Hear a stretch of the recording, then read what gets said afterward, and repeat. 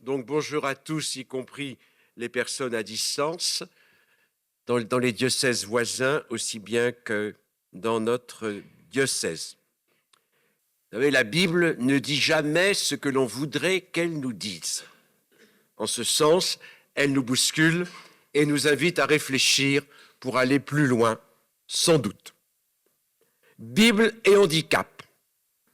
Comme les autres peuples du Proche-Orient ancien, l'Israël biblique accorde peu d'attention aux situations de handicap ou d'infirmité touchant les personnes. Le regard se portant d'abord sur les phénomènes collectifs, tels la servitude en terre étrangère, et nous pensons à l'Exode, ou bien la déportation à Babylone, nous pensons à l'exil. Exode et exil étant les deux temps forts de l'ancien Israël. Il n'y a donc pratiquement pas de récit de guérison à travers l'Ancien Testament, sinon de façon tardive, par exemple au livre de Tobie.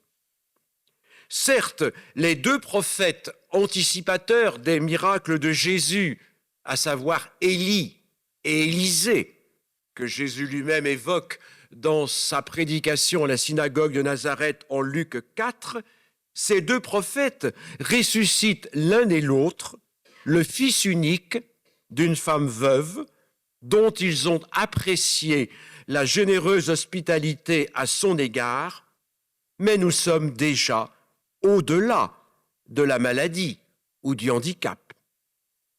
La maladie elle-même, souvent évoquée dans les psaumes, fait principalement l'objet de plaintes exprimées par le souffrant en situation d'abandon, tant de la part de son entourage que lui semble-t-il du côté de Dieu. Parfois même, la réaction des bien-portants tend à culpabiliser le malade, censé responsable de son propre malheur. Faisant ainsi, les prétendus sages, et nous pensons aux amis de Job, évacuent la question du mal injuste, n'y voyant que le châtiment mérité de fautes personnelles aussi bien qu'héréditaires. Évidemment, Jésus exclura totalement une telle perspective, déclarant sans ambages au sujet de l'aveugle-né, ni lui, ni ses parents n'ont péché. Jean 9, verset 3. Une telle indifférence ou une telle distance à l'égard des situations de maladie ou handicap tient sans doute au fait que pour l'ancien Israël, la plénitude du don de Dieu, en hébreu shalom, cette plénitude exclut toute altération, infirmité ou déficience. Ainsi, l'agneau pascal ne devait comporter ni défaut ni tache. De même que la fonction sacerdotale était normalement interdite aux eunuques ainsi bien qu'aux individus marqués de quelque déficience, infirmité, handicap. Dans ces conditions, il n'est pas étonnant que les dictionnaires bibliques ignorent pratiquement la question qui nous habite aujourd'hui, sinon au travers de l'article miracle abondamment documenté.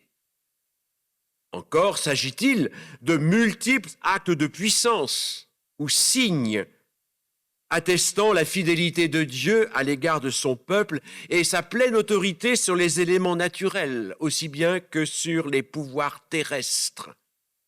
Pensons aux plaies d'Égypte, suivies du grand signe que constitue le passage de la mer Rouge.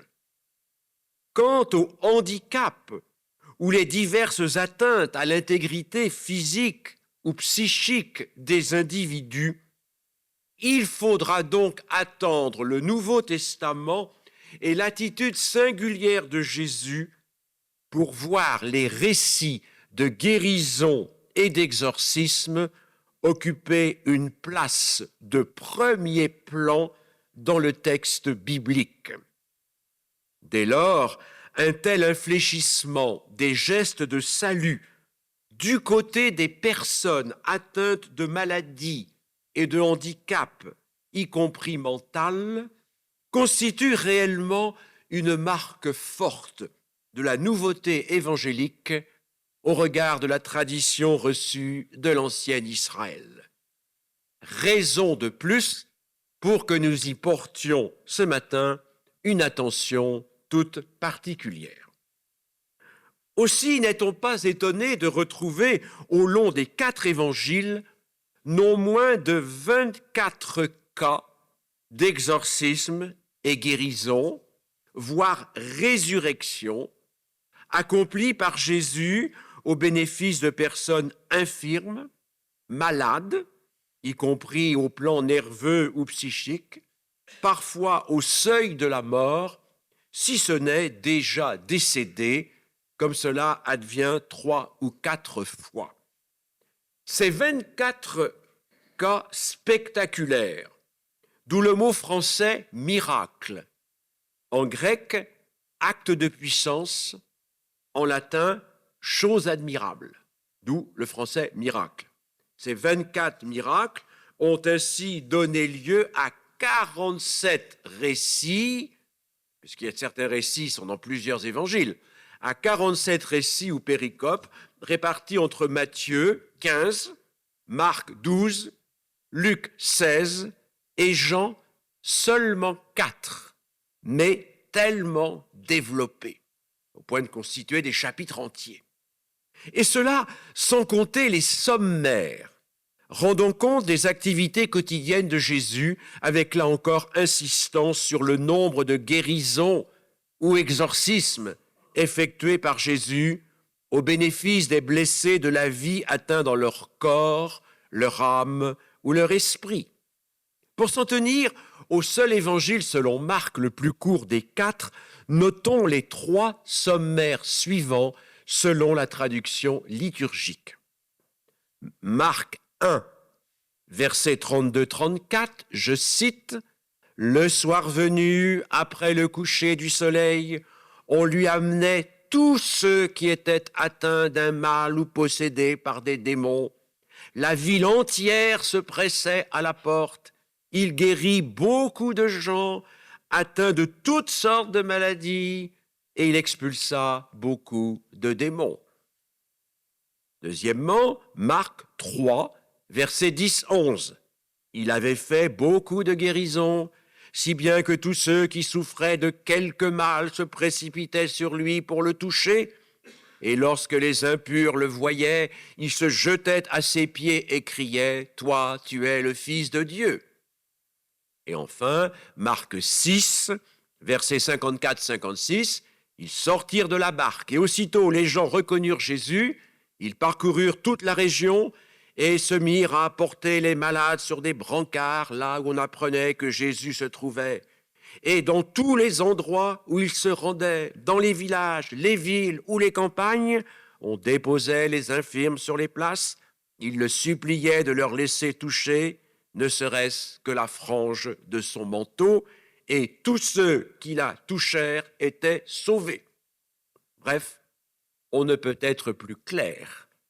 La guérison des malades, le relèvement des infirmes, la réanimation des mourants, le retour des morts à la vie occupent une bonne partie du temps de Jésus et constituent une marque forte de son ministère en Galilée, d'ailleurs élargi à quelques sorties hors des frontières d'Israël, ou bien, selon saint Jean, pratiqué même à Jérusalem, au plus près des lieux saints de la première alliance. Il apparaît en outre que la frontière entre la santé physique et le monde spirituel, traditionnellement peuplé de démons, s'avère quasi inexistante, toute guérison étant plus ou moins aussi un exorcisme. À preuve, le fait que le résultat de l'action de Jésus contre le mal ou la maladie peut être qualifié de salut-guérison, avec l'ambiguïté du verbe sozo, sauver. Ici même en Marc 6,56, nous l'avons lu, tous ceux qui touchaient la frange du manteau étaient sauvés. Mais aussi bien au sujet de Lazare, en Jean 11, versets 12-13, les disciples lui dirent alors, Seigneur, s'il est endormi, il sera sauvé. Le texte continue, Jésus avait parlé de la mort, eux pensaient qu'il parlait du repos, du sommeil. Ambiguïté du verbe sauver, guérir. Quoi qu'il en soit du quiproquo, Lazare est-il mort ou seulement endormi? Une chose est sûre, le réveil qui lui sera accordé aura valeur de salut. Et nous retrouverons le verbe sozo. Ainsi, les guérisons et résurrections, aussi bien que les exorcismes, sont d'abord des actes de salut, ayant pour effet d'arracher aux forces du mal des personnes atteintes dans leur intégrité physique et mentale, ainsi qu'en attestent les diverses formes de handicap, infirmités graves, cécité, surdité, mutisme, paralysie, maladies invalidantes telles que la lèpre, l'épilepsie, les convulsions, ou bien encore troubles mentaux affectant la relation à autrui. Cela dit, il vaut la peine de visiter même rapidement la quasi-cinquantaine de récits explicitement consacrés aux gestes de guérison, exorcisme, résurrection, accomplis par Jésus, et prélevés sur un ensemble beaucoup plus large, ainsi qu'en attestent les nombreux sommaires. Nous en avons lu 3 tirés de Marc, ainsi que la conclusion du 4e évangile. Il y a encore beaucoup d'autres signes, y compris les guérisons, que Jésus a fait en présence des disciples et qui ne sont pas écrits dans ce livre. Jean 20, verset 30. De fait, nous retiendrons plusieurs points d'attention, il y en aura 6. Soyez patients, sans prétendre à l'exhaustivité, ni sous-estimer, et j'insiste, la difficulté de l'application aux situations d'aujourd'hui, notamment du fait de l'autonomie des sciences et pratiques médicales, ce n'est pas le cas du temps de Jésus, y compris dans les domaines psychologiques et psychiatriques. Donc, question 1, l'alternative publique-privée. Je ne vais pas vous parler de la laïcité, soyez tranquilles, mais de l'alternative publique-privée.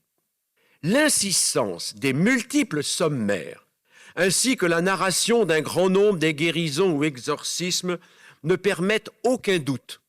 Jésus agit au vu et su de tous.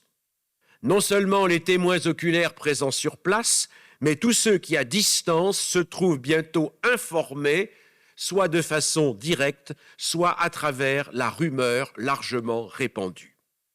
Ainsi, par exemple, suite à la résurrection de Lazare en Saint Jean, nous lisons, je cite, « Beaucoup de Juifs qui étaient venus auprès de Marie et avaient donc vu ce que Jésus avait fait, crurent en lui. » Jean 11, 45.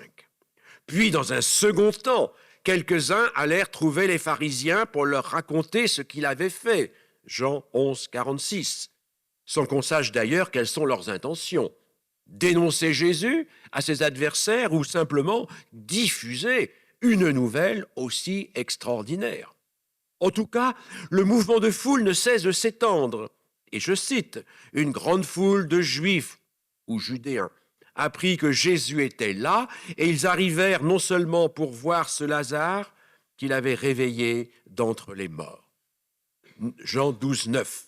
Non sans susciter une hostilité toujours plus grande dans les cercles restreints du pouvoir religieux, les grands prêtres décidèrent alors de tuer aussi Lazare parce que beaucoup de Juifs, à cause de lui, s'en allaient et croyaient en Jésus. Jean 12, 10.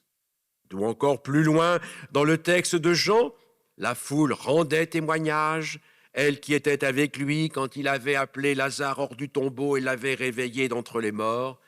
C'est pourquoi la foule vint à sa rencontre, elle avait entendu dire qu'il avait accompli ce signe, les pharisiens se dirent alors entre eux, « Vous voyez bien que vous n'arrivez à rien, voilà que tout le monde, cosmos, marche derrière lui. » Formidable ironie. Ce sont les adversaires de Jésus qui saluent en quelque sorte le retentissement cosmique des gestes de salut, guérison, résurrection, exorcisme. Jean 12, versets 18-19. On ne peut mieux décrire l'énorme caisse de résonance que constituent les innombrables gestes de miséricorde de Jésus à l'égard des personnes blessées dans leur intégrité physique, aussi bien que leur santé mentale ou leur équilibre spirituel. Ce serait donc une grave erreur aujourd'hui que de minimiser ou passer sous silence cette part considérable du ministère de Jésus jusqu'au seuil de la croix, avec l'histoire exemplaire du retour de Lazare à la vie d'abord personnelle, sortie du tombeau, puis la vie sociale avec le repas de fête à Béthanie. Toutefois, quelques guérisons, exorcismes ou résurrections sont opérés en privé, c'est-à-dire à la maison, dans un cadre social forcément limité. Il en est ainsi du tout premier miracle de guérison, triple tradition Matthieu, Marc, Luc, au profit de la belle-mère de Pierre. Et je cite, « dans la maison de Simon et André », fermez les guillemets, avec information propre à Marc 1, 29, la présence des collègues marins-pêcheurs, les frères Jacques et Jean. À l'inverse, juste auparavant, Marc,